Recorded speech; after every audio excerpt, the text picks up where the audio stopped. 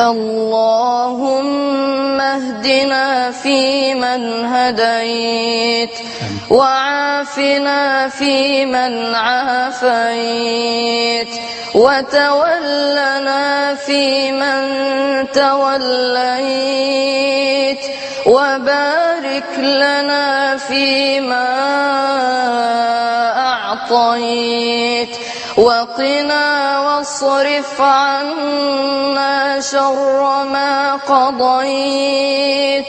سبحانك تقضي بالحق ولا يقضى عليك، إنه لا يذل من واليت ولا يعز من عاديت.